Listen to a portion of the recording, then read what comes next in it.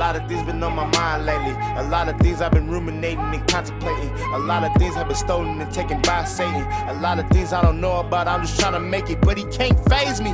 Forget the 10, my Lord God made me. I ain't talking Mike Gill, word to the underground, yeah, we making noise. And if you didn't know about us, yeah, we them boys, we be spitting smoke. All right, and welcome to the Heavy Revy Show. I'm your host, Josue Ibarra, and we're another segment on Wednesday's Word from the Wise. Super pumped to have Chandra on with us. Chandra, say what's up. Oh, what's up, guys? Yeah, super pumped. Chandra and I, we recently were talking about branding for Freedom Church, which, by the way, if you don't have an awesome church to go to and you're in Woodland Park, come check out Freedom Church because that's where it's at. But, man, we were talking, and then somehow we got into your testimony and just how you got really close with Joe and Tessa, and it was just awesome just to see from where you were from when you first came to, you know, now you launching out and just doing amazing things. Like, I remember Chandy with braces and Chandy in P1 training. Those are a lot of fun times. Yeah. But, man, the testimony and story that you have, Chandra, is just awesome, and I just love it. And so let's go ahead and let's dive right in by first. Just tell us a little bit about it. Let's just start from there. Yeah. So I could start just kind of even. I came out. Yeah.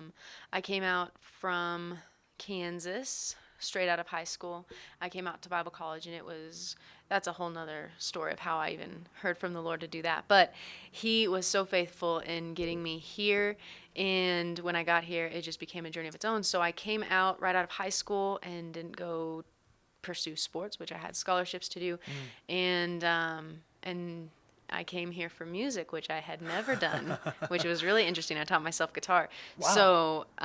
So I came out here to do that, and just didn't. I mean, I grew up in church, so I had a few things that I knew to get plugged in the local church, which is important. Yeah. And then I started Bible college. And I just felt that I was here to lead worship, and I didn't know exactly what that was going to look like. I always had a heart for the local church, and so I came out here pursuing that. Yeah.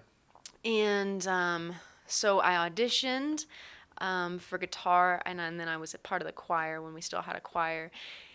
And it was just, I made reserves, is what they called it, the reserves on guitar. So I never really was on stage for that. But, I mean, it was crazy. It was like we had so many acoustic guitar players. Wow. And again, all of this is going to kind of be pointing back to God's timing, His timing, and just following His will. And so I believe the year He called me out here and me just saying yes to that timing just started, I mean, it was, in effect, everything else followed. Yeah. Because I came the year I came and listened and obeyed. Yeah. And I believe I've talked to a lot of people about this, right? You know, recently about timing. It's like, you know, the Lord might have called you to do some great things, but is He telling you to do that now?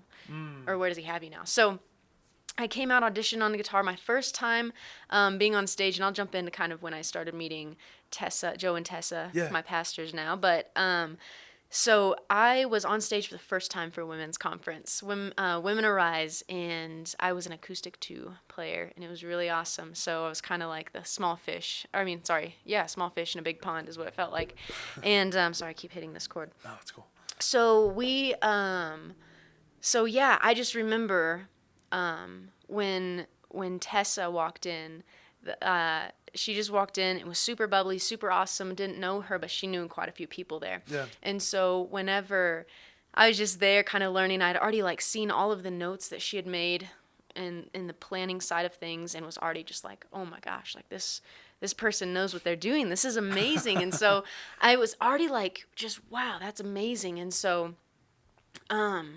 so when she came, she was giving direction to the band, and I was watching. I just remember the very first thing that I thought was, oh my gosh, like, I want to be like her someday. Like, I'm going to grow up and be like that. Like, that's who. So, I was just I always tell this part because it's really cool, but we're in the band setting and we're practicing What a Beautiful Name. And it comes to this point, and I in my head, I heard, oh my gosh, like, whenever we go back to the bridge, we need to do a drum part. And I was like, but, you know, this is my first time on stage. I'm not going to say anything. I'm just going to kind of sit here and smile and look pretty, do my part. And it was so crazy. Right in that same moment, she turned around and she goes, okay, guys, I really feel like we were supposed to do a drum part here. So let's go back and do this. And I just was like, oh my gosh, like we think alike too. This woman's amazing. And so it's really crazy. In my mind. So we just connected throughout that conference. And one of the nights we were talking, and in the middle of us talking and just kind of sharing things with each other, she just stopped mid-sentence and was like, this is crazy. I don't know what this means. I feel like the Lord is saying we're going to be connected. We're going to be doing ministry or something like that. I was ready. Like I was like thinking in my head, I'm like, oh my gosh, I'm going to do an internship under you. Do you have internships at your church? Like, what do you do?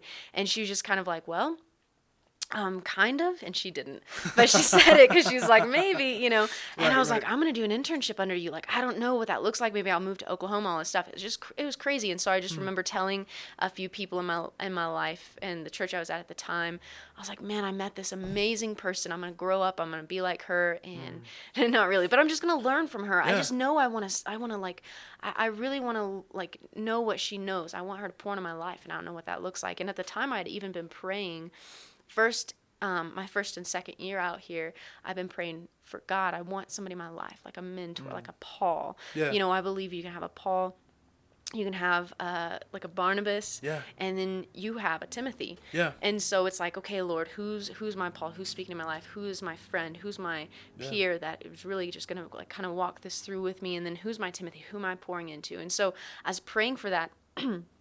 And so fast forward to second year, I just it was a really crazy time. I was knowing in my heart that I was going to be shifting from where I was at in my church, and I'd already stepped down from the worship there, and I didn't really know why. I was doing more with the youth, and so that was really awesome. But I just remember I was like, man, like, Lord, what are you doing? And I remember he gave me a picture of a big pot, and it was empty, and a little pot, and it had a plant in it. And he was like, okay, I've just had you in this little pot. I've had you here growing and developing, and it's been a safe place for you, but I'm replanting you. I'm taking you and putting you in a bigger pot so that you can continue to grow, because you've done what you can, and that's amazing. And I'm so thankful for the time that I had there. But I just remember him saying that. And so I'd gone on one missions trip over spring break and came back, and the person I had led worship with was actually a worship leader at a smaller church up here. Wow. And when I came back, he asked me, he was like, so are you, would you come like just guest lead with me at church? I mean, we had a great time, you know, leading on the missions trip, and it'd be really awesome. And I was like, absolutely. Cause I was still up here just spending the night, cause I didn't have time to go back down to Colorado Springs. So I remember I led that morning. He literally told me, he was like, I've been praying. I've been feeling like it's time for me to shift. Yeah. And move, and I would love for you to be the worship leader here. And so this is during my second year, so I'm like, okay, I've had a year, you know, I kind of been like getting to do a little bit on stage, and it's really awesome. And like, yeah, this is okay, the Lord's been showing me there's a move coming, and worship leading is like, I know he's calling me to do that. This would be a great place to do it. It's a small church, it's not too much pressure, it's a smaller team to work with. Wow, this is okay. So I said, I'll pray about it. And, which was, thank God, because I was really tempted to just be like, yeah, this is right. But I was like, well, let me pray about it. And real quick, before, absolutely. What kind of got you to just even pause and like legit just pray about it? Because you know what I mean? Like, especially I know it's always been in your heart to do that. Like you said, like to worship in the local church and just a small place like that. And it's perfect. What kind of made you just to say, you know what, I'm just going to pray about it? You know, even though like it's easy, like, oh, opportunity, let me snatch it. Yeah, I think, honestly, I actually was going to talk to my pastors about it first. That's why. I see. And so for me, I was like, I'm committed where I'm at, and I think that's, you know, a beautiful thing, because where you're at, you know, your heart, your energy goes towards. But when the Lord has you move on, it's important. Right. But I think, you know, we hear this all the time up here in the bubble, but we hear this about, you know, you are going to enter a place the way you leave a place. I see. And so I definitely wanted to just be sure, okay, so I'm just gonna double check, because I loved the youth I was leading at. I mean, it was an amazing opportunity, and the girl who's the youth pastor, who still is there, is an amazing friend, and just I loved working with her, and we worked well, and I loved the youth that were leading with me on team. And so I just think for me it was kind of like, okay, this I think this is right, but I'm gonna ask people in my life, right? I'm gonna seek godly counsel. I think that was my main thing, is like, for whatever, and whether it was just about the Spirit of God, that I was like, I'm going to pray about it. But I definitely was cautious to take that step before I knew it was right, because I was happy where I was at. And I knew that that was also a place God had me. And so I just wanted to be sure timing was Sure. right. Probably Right. it was mainly one of the main things. And so, so he asked me that, and I just said, I'm going to pray about it. I'm about to leave on a missions trip, actually. And I was about to go to Germany, and I was like, I'm leaving here in a few days on a missions trip. And so just let me pray about it, and I'll get back to you. And so he said, okay, yeah, no worries. And one of my friends at the time, I'd asked him, and I said, man, I'm kind of struggling. I don't know, like this kind of looks right. And I feel like the Lord's been telling me that there's a shift coming. Like, what do you think? And he was like, man, he goes, it's really weird. Because he came up to the building with me. He was a sound guy too. And he was like looking at everything. And he goes, it's really weird. He goes, I can see you leading worship here. Yeah. But I don't know that this is right. But like I can actually like if I close my eyes, I can see you leading worship here at this building. Like I can see it. So he goes, I don't know. Like I don't know what to tell you. And so anyways, I go on my missions trip. And I'm there. It was an amazing time. I mean, it's just an amazing experience to get away. And especially, I mean, again, the timing of this was amazing. It gave me that space to just like take that time and actually seek God on this. And so it was in a moment of worship where I was, it was in all German. And so I wasn't singing anything. I was just being still and quiet, and in a moment of worship that was so powerful, and it was such a clear no. Like I say it like this: if I've ever heard the audible voice of God, like this wasn't it, but it was close. Wow. Like it was such a clear no. Like this isn't right. And so I was like, man, okay. So I was okay. So I went back, and they give us a couple buffer days, jet lag and stuff. My first day back was a Thursday, and so adding all of this together from like one of the breaks I took and went back to Kansas, and then going, coming and being there for a few days, and then going back. I was on another trip on spring break, and then I came back, and then went to Germany and came back. So I just really hadn't been here in town very much, and so I came back. And the first day back at school, I was playing at healing school, which is on a Thursday afternoon.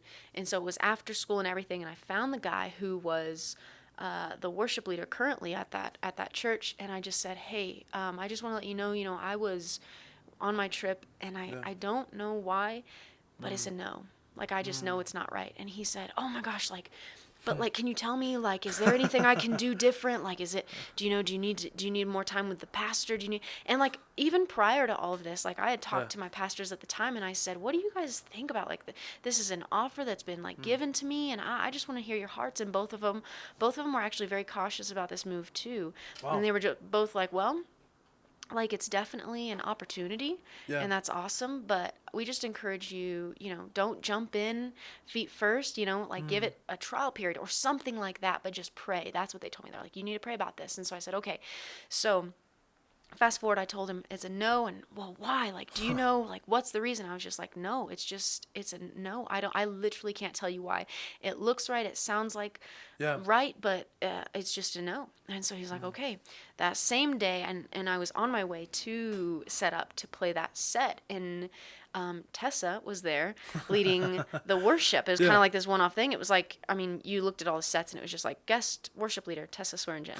And I was like, oh my gosh, like, I love her. We haven't connected since like last year during the women's conference, and it was such a powerful moment, and there was just something, I can't wait to see her and talk to her. So I was like a hug before, but okay, let's get to work.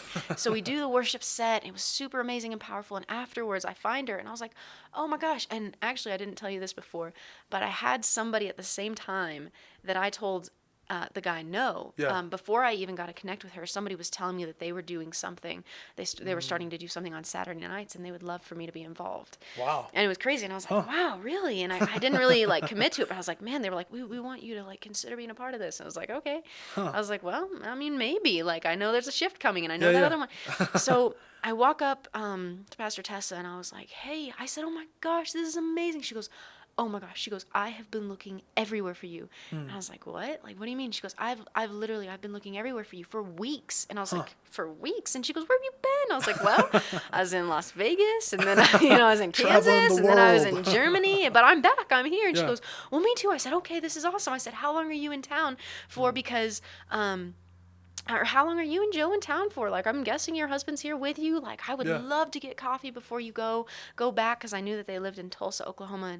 And she just kind of looked at me, and she goes, nobody's told you. And I was like, what? Like, what didn't they tell me? She goes, I live here now. Like, we moved back. And I kind of looked at her and she goes, yeah, we moved back and we're starting a church. And like, in that moment, everything in me was like, oh my gosh. It was like, that's what it is. And I just looked at her and I was like, can I be a part of that? Like, I feel like I'm supposed to be a part. And she was just like, that's why I've been looking for you. Like, I've been wanting to tell you about this. And I'm so excited. And so we really started our journey there. And it was, one of the things, like you pointed out, it was like, it all happened in the same day of me getting back, telling the guy no. I didn't know why. Right. I didn't know that there was other opportunities out there. I didn't know that another church, like, and it wasn't, and even me going and being a part of Freedom Church wasn't to do the worship. Like, I remember telling the Lord, just because I knew there was so much to learn from this woman and Pastor Joe as well. Like, I saw wisdom on them. I saw something I wanted. And you go after that, it's like somebody, they have a level of something that I want. Like, they have a relationship with God that I want. It's like, man, let me connect with those kind of people. Yeah.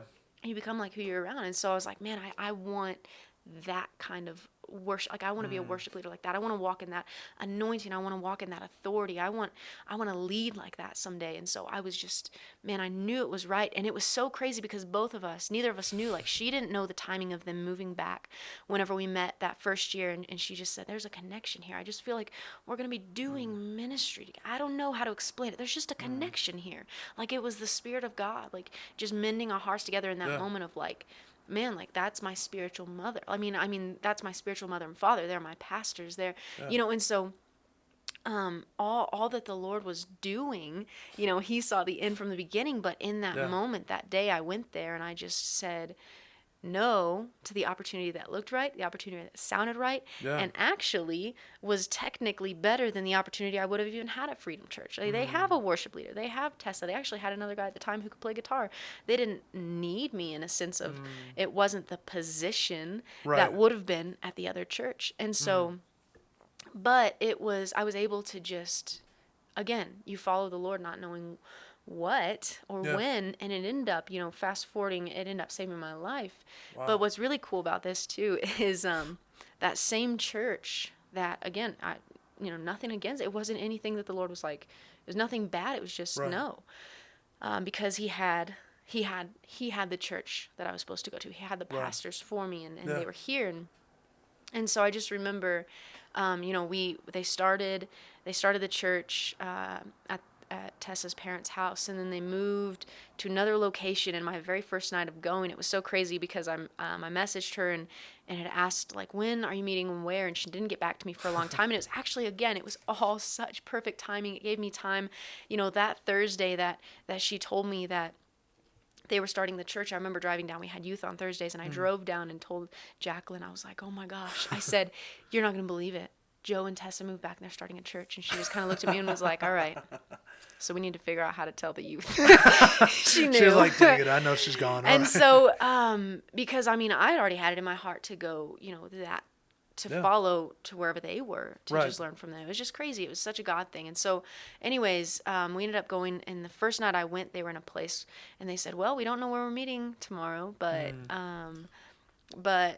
we're just believing God, so we'll keep everybody posted. And my roommate at the time, her and I looked at each other and we were like, we have a huge open floor plan at our place. We're like, you can meet at our place.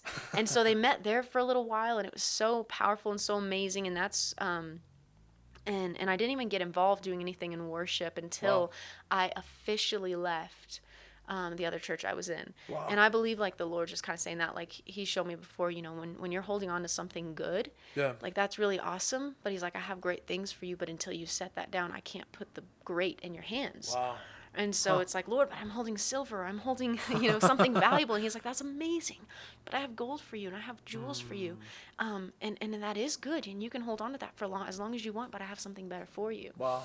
And so, and that was the move for me. And so we ended up, after leaving the place I was at my house, when we were meeting there, we ended up going into the same building that the church offered me the position, and I was leading worship there, not with the church, but with the place God had me, And so it's just super powerful, following. Like, I didn't see any of this ahead of time. I didn't know they were moving back. I didn't even know that was in their heart to move to Woodland Park. I didn't know that was in their heart or in their future to start a church here. Like, I thought they were going to be in Tulsa forever, for as much as I knew. Right. And so for me, it was just like, it is just following the voice of God and trusting his timing. And it's like where I'm at now, where I'm able to stand. I have the job I have because the pastors in my life weren't scared to get in the mess with me and walk me through it. I have the position I have.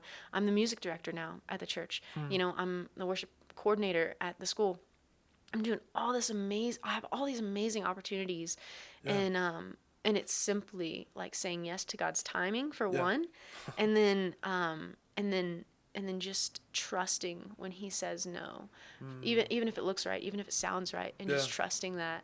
And then watching what God does. I mean, like the relationships I have in my life, you know, the people I have in my life, I'm surrounded by healthy people, and I'm surrounded, you know, and I'm an amazing church. Yeah. And I think that's important. This is a super side note, but one of the things I feel like the Lord showed me was, I was talking to somebody at the school the other day, and I said, I think this is important for you to know, because you're here, whether that's at a Bible college or a ministry school, or you get the word watching, you know, somebody amazing on TV, like that's all amazing, and you can get the word, but that's watering. That's all watering you. But if you're not planted somewhere, it's going to drown you. You have to have soil if you're not planted somewhere. So I just believe that even in the faithfulness of being planted, in the church I was prior to that, I had healthy pastors at the time who were able to pray over me and just say, man, we're so excited for what God's going to do with you and with this mentorship with Tessa. And I was like, what? Like, I didn't know, but they saw it, you know, like the Lord knew what he was doing. And so it's just saying yes and trusting.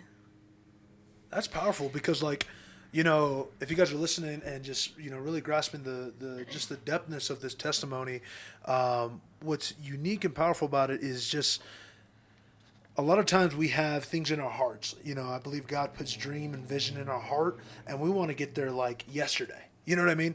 But, you know, Chandra and her just taking the time and just being very patient, being in things that were not necessarily her calling. But now God has opened so many doors where you're able to do so many, you know, great things, and you're making an impact, you know, at Freedom Church. You're making an impact at the school that made an impact in your life. You're making impacts now that have impacted you. You're able to sow back into it. You know what I mean? Joe and Tessa have impacted your life. Now you're impacting their church. Charis Bible College has impacted your life. Now you're impacting the school. And it's beautiful because you did it without, you know, an agenda or without you trying, you know, I'm going to knock this door down. Yeah. God opened this door for you. And, you know, there's no one that can deny that, just hearing your testimony, that it was nothing you planned, but it was all God. And that's cool. I was so not qualified. People tell me, it's like, man, you know, I went through the training for what I'm doing. Yeah. But it's like, you know, God, I think you probably know this saying. It's like God doesn't call the qualified, he qualifies the called. And when you give your heart and just say, okay, Lord, like I'm just all in, I'm following you. You know, I met with a girl yesterday and we were talking about this. It's like, what's in the future for you? She goes, I don't know, but whatever God tells me to do, I'm doing it. She's like, all I know is I am seeking God, and every step he is provided for, and every, you know, and it's like, she literally doesn't know what's in her future, but what she does know is that, like, without God, this life is nothing. It's like you can have everything else, but it's just when you give in to that process and allow. I think one of the biggest things, you know, that changed with me, just really submitting myself under my pastors, because even though I was at the other church, I wasn't really like just in it and submitted. I don't really know if I knew what that looked like really, because you know, you come out of your parents' house and you have your parents' God, and you come out of your parents' home and you have your parents' church. So I'm out here and I'm like, okay, but who's my God? What's my church? What's my calling? What's my future look like? And it's like you get to discover all of this. But the Lord, he doesn't leave you to do it alone. He creates us for relationships. So we have to have we have to have, you know, we have to have those people in our life who are just helping us along the way, helping us with those decisions. I mean, I had pastors at the time helping me with the decision of the other church and stuff, and then just allowing my pastor to speak in my life. I mean, I literally would not have this job because if you went by my track record and you went by my history and you went by the things I've done and the things, you know, I didn't do, but it was simply saying, yes, God wants your heart, and he wants somebody who's going to have a humble, teachable heart. That's one of my prayers, like, Lord, help me stay humble, help me stay teachable. Yeah. And he promotes you in the right time. And I think that's a big one too, is just trusting that, no, like, if it's not my time right now, it's okay. This is actually a beautiful opportunity then to continue to work on the foundation or continue to work on my relationship with God. Like, I think too, one of the things, you know, is you get to see those moments of I'm not there yet. This is an opportunity to build foundation. This is an opportunity to continue to build my relationship. This is an opportunity to continue to build character and integrity and build trust with people around me. Amen. And I think that's just as important. I mean, that's what's going to keep you wherever you end up getting. Yeah. So. That's beautiful because, like, I know I've talked to different people, and people have talked to me as like, man, well, that's why I really feel like I should be in this position already. I feel like I really should be in this place, and not to knock anyone down who's shared things with me, but the difference that I hear from their story and your story is just the humility. Just the humility just to say, God, you know, wherever you have me. And so that's one thing I would encourage you guys that, you know, in this testimony really pull from is just being humble and just really truly being dependent on God in the sense of, God, wherever you have for me, it's your timing, it's your calling, it's your direction, it's your voice that I'm following.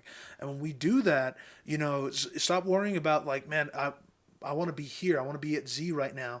Focus on just following God through the A, B, C, D, all the way through. I'm not going to do the whole ABCs, okay? But it's awesome. It's awesome when we can just trust God, and it's awesome when, you know, Chandra, you have a testimony that can back that up and just really just show that, you know. It's awesome. So praise the Lord. We're kind of wrapping to an end, Chandra, and just one of the things I just want to ask, and I ask this to everyone on my guest, who's a guest on the podcast, but what is one thing that you failed at, and how have you grown from it, or how has it made you better, or however? And let me just give you a little context. Those of you who are new to the podcast, reason I do this is because I just again want to point it out there that one, none of us have fully arrived. I believe we're not going to truly get there until we're up there with Jesus. Amen. But a lot of times, and I know for myself in the past, I've allowed failure to be an excuse to quit. And I want to encourage you that's not the case. You don't allow failure to make you stop, because there's so many awesome people like Chandra, you know, that, you know, may have missed it, but you know what? God is still using her. And you know what? I believe God loves using people who are not perfect, because you said it perfectly. You know, God doesn't call the qualified. He qualifies those who he calls. So with all that, Chandra, what is one thing that you failed at? What have you learned from it? And just, yeah. Yeah, it actually... I think what I'll share is, if it's okay, it actually ties in perfectly with just my story and what I've been sharing. Yeah.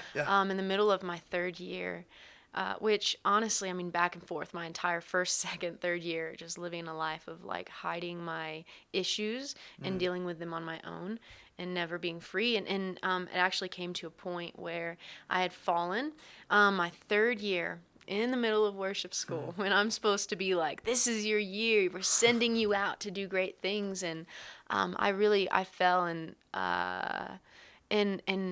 I mean, I messed up, and I don't know, are you wanting detail or just? That's up to you. Okay. You know? I don't know. I mean, I could, I'm not afraid to, but I don't know that I don't know that it's just as important as it was a failure. I mean, it's enough to get me kicked out of school. It was enough that I should have been technically by rules and law kicked out of school. If I would have been in a church, you know, where I didn't, previous churches maybe, probably looked at me and been like, you gotta go. Like, it's time to leave. Like, that was messed up. Yeah. And I really, it was so powerful though. This is one thing I learned from it. Anytime you go up with issues, either that you know other people are having or that you're having yourself, you know, when you go to other people, peers, as gossip, when you go up, it's not gossip. It's actually, it's healthy. That's how people get help. Yeah. And so somebody told on me, they tattled. And that's when actually Pastor Tessa sat me down and just pretty much, I mean, it was a big deal. She sat me down and just said, so what's going on? Like, what happened? And I think I sat there for 20 or 30 minutes, but I mean, she looked at me and just literally that was one of the things she said. And one of the things I said, I'm just a failure. Like, I feel like a failure. I messed up. Like, I've ruined it. I've ruined my future. I'm, any previous job opportunity I have is done. Any future I have in worship leading, gone and over. Like, if anybody knew what I did, if they just knew what I did, one of those David things. Yeah. Man, if people just knew, God, it's over. And so, but she sat me down. I mean, the Lord totally, again, humility and being honest. And my heart was just, help me. Please help me. I don't know how to do this on my own. I don't know how to get through this. I don't know how to stop. I don't know, like, whatever. I'm yeah. And she goes, okay, actually one of the most powerful things that she said to me was, she, she said, Pastor Joe and I are here to just help you. We're here to cover you, not expose you. Yeah. But I just need you to be honest with me every step of the way. So really, one of the biggest things was vulnerability. Yeah. Accountability, transparency, all of those things, and being humble. Like, it was a humbling experience to just feel completely exposed, completely just like, man, it's all out on the table now, the good, the bad, the ugly. And she just looked at me and was like, I'm going to walk through every step of this with you. Wow. If you just give me your yes. And so the humility of just saying, okay, I messed up. Yeah. I'm owning it. I did it. It was wrong. But like, I'm repenting completely and saying, help me. I'm going to turn from it. And again, it was a daily walk, and I didn't do it perfect. Every time I fell again, but it was like, but the fact that I had somebody that I could be accountable to, it changed everything. And it's like living a life now where I'm not actually, like, I'm literally not hiding anything. Like, that's such a good feeling. Yeah. She looked at me and was like, freedom is real. You can experience freedom. And I was like, what? Are you serious? I never knew that my whole life. I feel like I've been drowning. Like, I can't breathe. I was having issues breathing because I was hiding this thing. And so when it all came out in the open, man, and I thought I was done, it was like the Lord restored, completely 100% restored. My relationship with my pastors was great, better, stronger. Relationship with friends, I actually cut out unhealthy friends and had more healthy friends and the man who's my boss now, even, before I got my job, he went to Pastor Tess and was able to say, is she ready? And she said, she's 100% ready. Wow. And so it was, but I think, even though in the middle of the year where it's like, hey, we're sending you out to go do your thing, and what are you doing now? You messed up.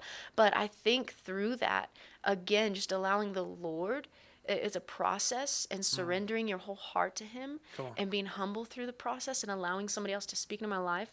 Like, I gave Pastor Tessa my location on my phone. Like, I tell people that sometimes, they're like, oh, you did what? And I was like, man, it was accountability. But like, that was my decision. But I was praying, Lord, what's going to help me from falling again? Like, I don't want to do this again. And it's like, I will do anything you tell me to do. I will, I'm going to, like, somebody knows where I'm at all times, other than you, Lord, like, he knows, and he would tell on me too. But it was just like actually submitting myself under some healthy pastors and under healthy leaders in my life. There's other people speaking into my life. But I think, through that, just knowing, like, man, the Lord, like, look at our great Bible heroes. Every single one of them have fallen. Right. And usually, like, some of them, it was bigger than anything we've done. They've killed people, murdered people in cold blood. And the Lord's like, yeah, but my grace is bigger. And so I think I truly having a true revelation of the grace of God. I think just a picture, one of my favorites is just the picture of the woman who was caught in adultery and cast before Jesus. And what I take from that is just, Jesus looked at her and said, God, I could just see him getting down on her level. Where are your accusers now? But I see you, I love you, I forgive you, but I love you too much to let you stay here. Wow. Get up, go on. Don't sin anymore. Like, you need to quit that because it's not good for you. It could kill you. But I love you too much to leave you where you are. And that was a true picture of grace in my life when I had somebody look at me and say, man, I love you so much. Nobody's here to accuse you. Nobody's here. You know what I mean? She defended me to people who were like, do you know what you're one of the people on your stage? She goes, actually, I know exactly what she's been doing, because she was honest about every second of it. And it's like, it's a big thing, but honesty, man, and humility and vulnerability goes a million miles. That's all God wants is your heart. And so when I gave that to him and trust the process, it's like, man, where I've come in 2 years from that. It was 2 years ago, November 15th, when I sat down from that moment and everything out on the table and just said, okay, I failed. I failed. And that was the thing, though, is what Pastor Tessa told me. You failed, but you are not a failure. You are called and you're anointed, but you're going to, I want you to be healthy before you can help other. I know you want to help other people, but we're going to help you first be healthy. And so now I'm doing what I'm doing, but it's because of that. It is because actually owning up to that mistake and just allowing God to work in it, I guess. Yeah. Man, that's so good. You know, one of the big things that, and we're going to wrap up in a second, but I just really got to get this off my chest because I didn't quite hear it when you first mentioned it, when we were first talking about it, but just even now, of just the submission, just, you know, the importance of submission, which for a lot of us, especially in our American culture, that's a hard word. You know what I mean? Yeah, it's like, I don't submit to nobody. You know what I mean? Like, I'm my own. I take care of my own. I handle my own. But just the power of submission. Like, I know it's easy to find your Barnabases, and I love how you know, use that analogy of, you know, your peer-to-peer action that you can connect with. It's easy to do that. It's super easy to find those people that you can pour into. But sometimes it just, you know, our pride gets in the way to find that, you know, that Paul that's going to speak into your life and hold you accountable. Yeah. And just the power of that. And I just really want to encourage you guys, you know, the big takeaways from this just awesome testimony is just, one, God's timing and just being patient. You know what I mean? God loves you. You know, those desires he put in your heart, he cares about you and he wants you to have it, and pray, bless God, you're going to have it. But be patient. Because whenever you get something from your flesh, of you doing it on your own, you have to keep it within your flesh. You're not going to be able to maintain it. But whatever you get from the Spirit, bless God, you know what? You're going to keep it within the Spirit of God in you. And it's just so much better. I think, what's that song? So much better your way. Yeah. Come on. And it's true. So just allow that to just really sink in. And then just finally just humble yourself, man. Be humble, because you know what? God cares about you and he wants to give all the grace he can to you, but that only comes through you being humble and you being just humble to him and humble to authorities in your life. So, that's good. Chandra, that's deep. Amen. Come on. Yeah. Come on. Anything you want to share with anyone? Just last shout outs, anything? Man, let him have your whole life. I promise. It's miserable the other way. Give it all to him. Like, really, I could not have imagined a better life for myself. I couldn't have planned it out better. It's a lot more fun this way. Like, you have fun moments in the flesh, but it's a fun life, living by the Spirit, living in the Spirit of God, and actually dying to self and allowing God to live in you. It's so sad. Like, there's literally nothing like the satisfaction of letting the Spirit live out through you and just being able to be a testimony. Like, it's an honor. And so do it. Just do it. Right. You guys are awesome. Thank you so much for tuning in. Chandra, thank you so much for coming on board. Thank you so much, Josue. It's so fun. Yeah. All right. Peace. A lot of things been on my mind lately. A lot of things I've been ruminating and contemplating. A lot of things have been stolen and taken by Satan. A lot of things I don't know about. I'm just trying to make it, but he can't faze me. Forget the 10. My Lord God made me. I ain't talking Mike Bill. Word to the underground. Yeah, we making noise. And if you didn't know about us, yeah, we them boys. We be spitting smoke.